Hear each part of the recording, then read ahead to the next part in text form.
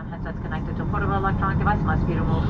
If you are wearing a face covering, an oxygen mask is required at any time during flight. এই California থেকে কোনো নতুন দেশে যাওয়া মানেই সাধারণত একটা লম্বা উড়ানের ধাক্কা।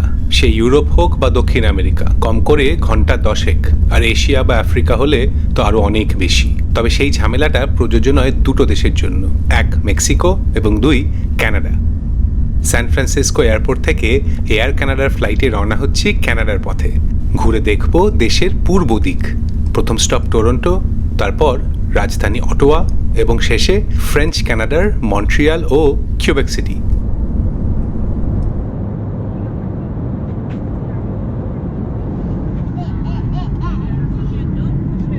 3 ঘন্টার টাইম লস, তাই পৌঁছতে সন্ধে হয়ে এসেছে। জানলা দিয়ে দেখা যাচ্ছে পড়ন্ত সূর্যের আলোয় টরন্টো শহর ও তার মাথা উঁচু করে থাকা বিল্ডিংগুলো।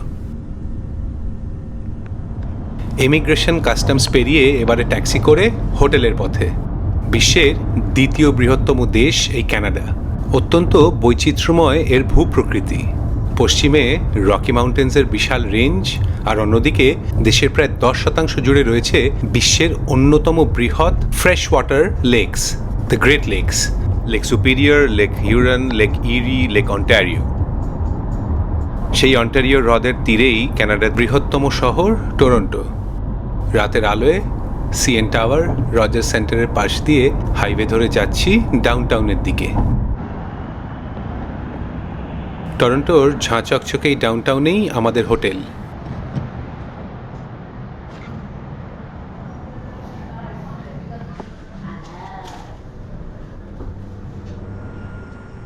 সুউচ্চ হোটেলের ঘর থেকে নিচের শহুরে ট্রাফিক দেখতে দেখতে এবারে ঘুম, বাকি গল্প কাল সকালে।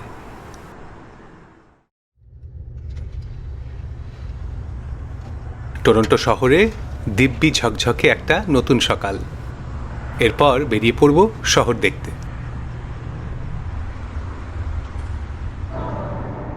সারাদিন অনেক হাঁটাহাঁটি আছে, তাই সবার আগে একটা ভালো ব্রেকফাস্ট।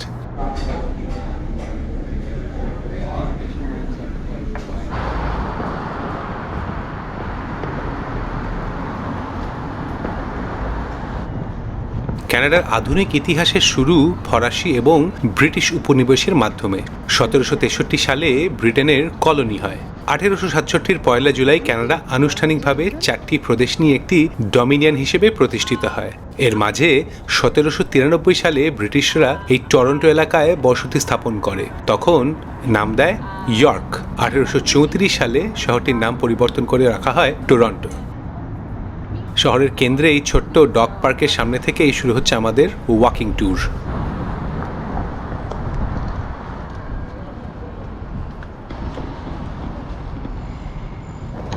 অন্টারিও হ্রদের তীরে অবস্থিত আধুনিক এবং গতিশীল এই শহরের বাহ্যিক বৈশিষ্ট্য তার আকাশ ছোঁয়া সব কাঁচের বিল্ডিং, আর চারিত্রিক বৈশিষ্ট্য তার সাংস্কৃতিক বৈচিত্র্য। দ্বিতীয় বিশ্বযুদ্ধের পর ইউরোপ, এশিয়া এবং ক্যারিবিয়ান অঞ্চল থেকে আসা বিপুল সংখ্যক অভিবাসীর কারণে শহরটি তার বর্তমান বহু সাংস্কৃতিক রূপ লাভ করে। শহরের প্রায় অর্ধেক বাসিন্দা কানাডায় জন্মগ্রহণ করেননি। সেন্ট জেমস ক্যাথিড্রাল টরন্টোর অ্যাংলিকান ডায়োসিসের প্রধান গির্জা এবং এটি কানাডার প্রাচীনতম অ্যাংলিকান প্যারিশগুলোর মধ্যে একটি।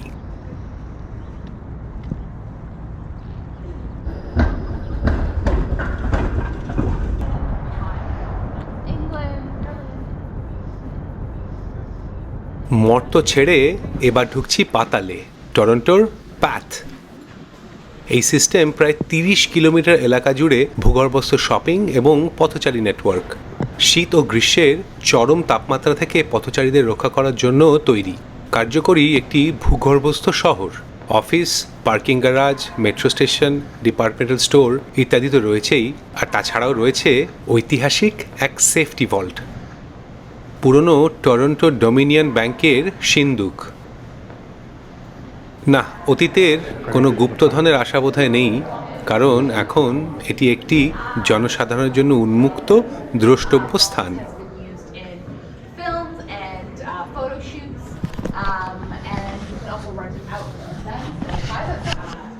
এই পাথেরই একদিক চলে যাচ্ছে ফাইন্যান্সিয়াল ডিস্ট্রিক্টে। টরন্টো হলো দেশের আর্থিক রাজধানী। এখানকার বে স্ট্রিট কানাডার ওয়াল স্ট্রিট নামে পরিচিত।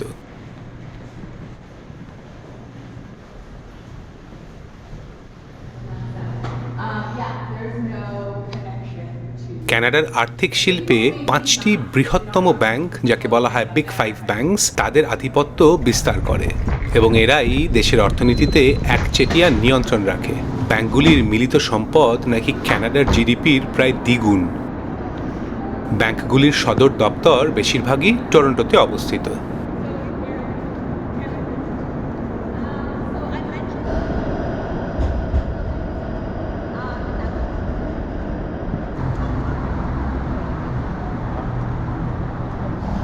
1899 থেকে 1975 সাল পর্যন্ত ব্যবহৃত হয়েছিল টরন্টোর এই ওল্ড সিটি হল।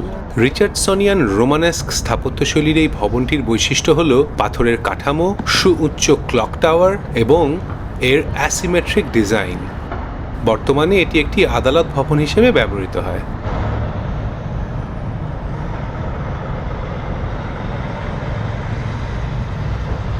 পুরনো সিটি হলের পাশেই তৈরি হয়েছে আধুনিক নতুন সিটি হল, এই ন্যাথান ফিলিপস স্কোয়ারের ঠিক পেছনে।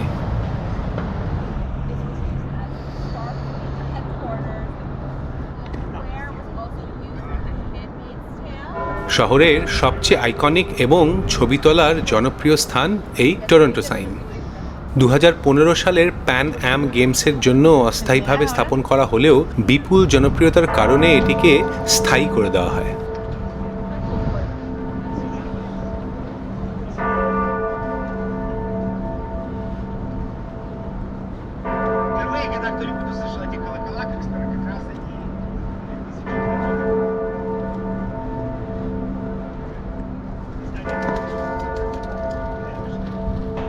টরন্টোতে অভিবাসী বা ইমিগ্রেন্টদের সংখ্যা প্রচুর, ফলে এখানে রয়েছে বিভিন্ন স্বতন্ত্র পাড়া বা নেবারহুড, যেমন little Italy, Greek town, little India, China town ইত্যাদি। কানাডা তথা টরন্টোতে ভারতীয় তো বটেই, বিশেষ করে পাঞ্জাবিদের বেশ আধিপত্য। বৃহত্তর টরন্টো এলাকার শহর ব্র্যাম্পটনকে বলা হয় মিনি পাঞ্জাব।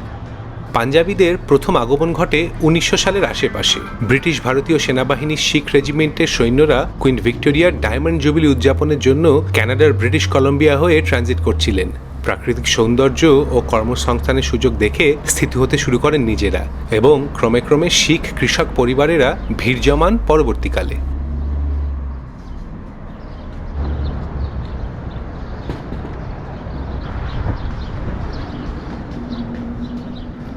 ঢুকছি টরন্টোর এন্টারটেইনমেন্ট ডিস্ট্রিক্টে। শুরুতেই সিটিভির সদর দপ্তর বা বেল মিডিয়া টাওয়ার। লক্ষণীয় এই ভবনের দেওয়াল ফুঁড়ে বেরিয়ে আসা এই গাড়ির ভাস্কর্য।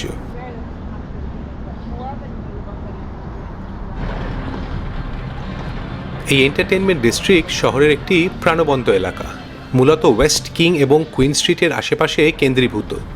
টরন্টো থিয়েটার, সঙ্গীত, চলচ্চিত্র, নাইট লাইফ এবং রেস্তোরাঁর কেন্দ্র। এখানেই অনুষ্ঠিত হয় টরন্টো ইন্টারন্যাশনাল ফিল্ম ফেস্টিভ্যাল।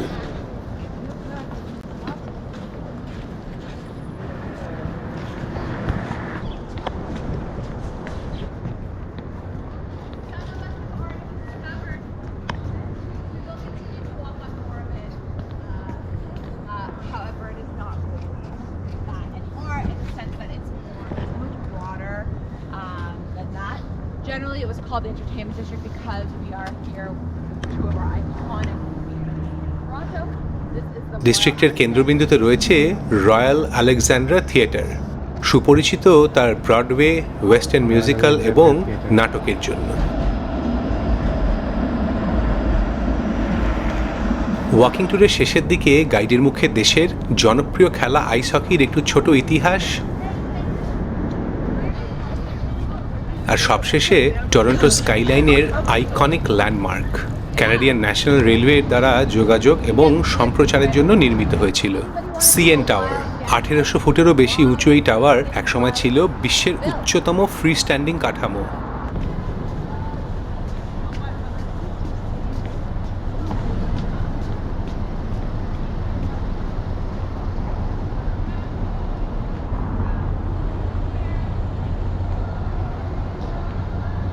এসে পড়েছি এন্টারটেনমেন্ট ডিস্ট্রিক্টের কেন্দ্রস্থলে অবস্থিত জামাইকান রেস্তোরাঁ চাবিস জামাইকান কিচেন।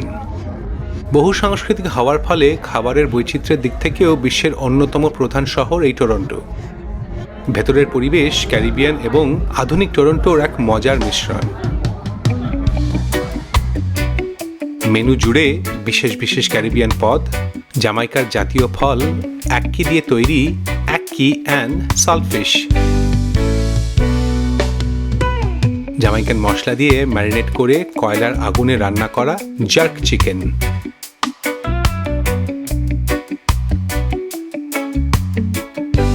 এবং অক্সটেইল স্টু।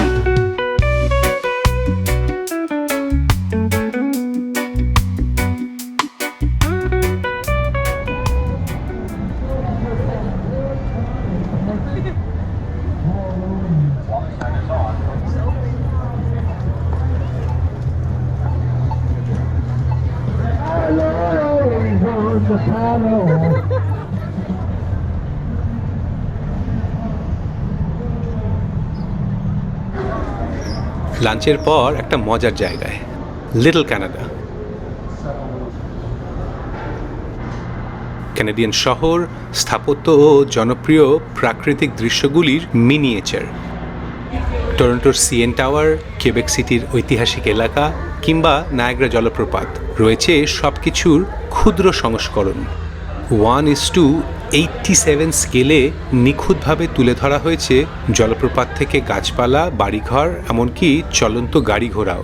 দেখে তাক লেগে যাওয়ার মতো অসাধারণ সৃষ্টিশীলতা ও নৈপুণ্য।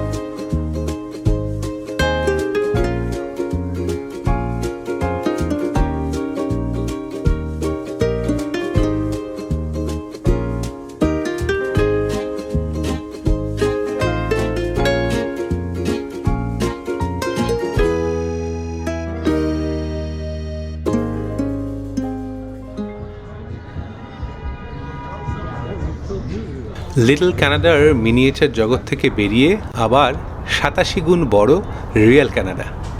এসে পড়েছি সিএন টাওয়ারের পাদদেশের ব্যস্ত এলাকায়। এখানেই রিপ্লিজ মিউজিয়াম ও Rogers Centre. Rogers Centre baseball দল টরন্টো ব্লু জেজের হোম গ্রাউন্ড।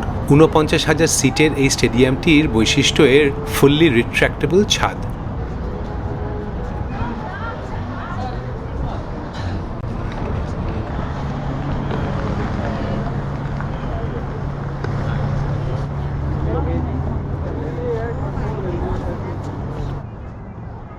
ডাউনটাউনের দক্ষিণাংশে অবস্থিত টরন্টো হারবার ফ্রন্ট শহর এবং অন্টারিও হ্রদের মধ্যে সংযোগ স্থাপনকারী একটি সাংস্কৃতিক, বিনোদনমূলক এবং আবাসিক এলাকা। বিশাল এই লেকের পাশে প্রশস্ত বোর্ডওয়াক ও মেরিনা মিলিয়ে স্থানীয় ও পর্যটক সকলেরই প্রিয় জায়গা।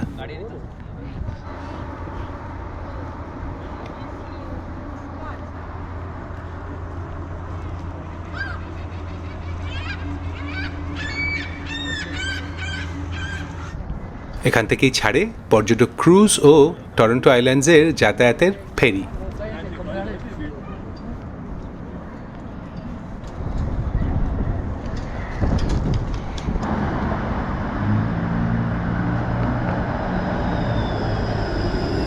বিকেল গড়িয়ে সন্ধে নামার সময় ফিরে যাচ্ছি ডাউনটাউনের দিকে।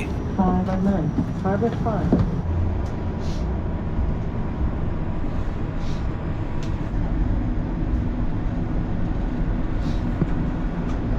Osgood Station.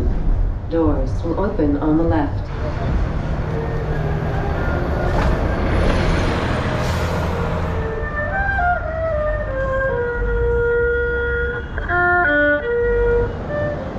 ডাউনটাউন ঢুকতেই পড়ল CF টরন্টো ইটন সেন্টার, দেশের ব্যস্ততম শপিং মলগুলির মধ্যে অন্যতম।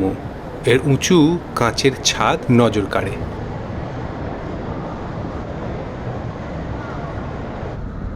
আবার ফেরত সেই ন্যাথন ফিলিপস স্কোয়ারে, রাতের আলোয় আলোকিত টরন্টো সাইন আর ফাউন্টেন পুলে তার রঙিন প্রতিফলন। একসময় বিশ্বের দীর্ঘতম রাস্তা হিসেবে বিবেচিত হতো এই ইয়ং স্ট্রিট, টরন্টোর একটি প্রধান রাস্তা। এর সাথে জড়িয়ে আছে শহরের সংস্কৃতি, বিনোদন এবং বাণিজ্যিক কাজকর্মের এক দীর্ঘ ইতিহাস।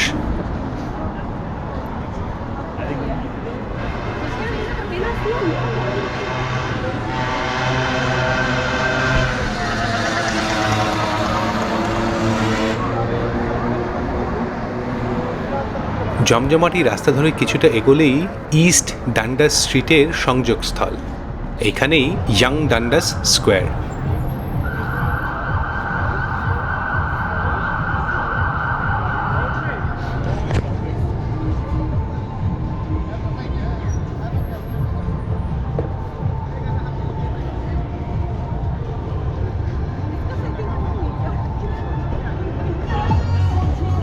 চারপাশের বিশাল LED বিলবোর্ড এবং স্ক্রিনগুলি খানিকটা নিউ ইয়র্ক সিটির টাইম স্কোয়ারের মতো।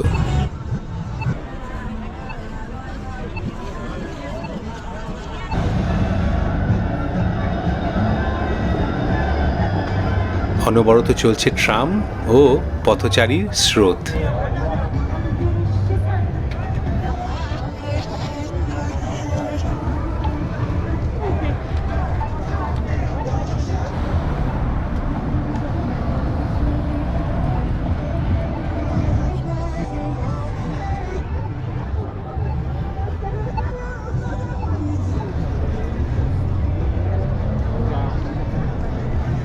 জমজমাটি শহরে কাটল একটা দারুণ দিন।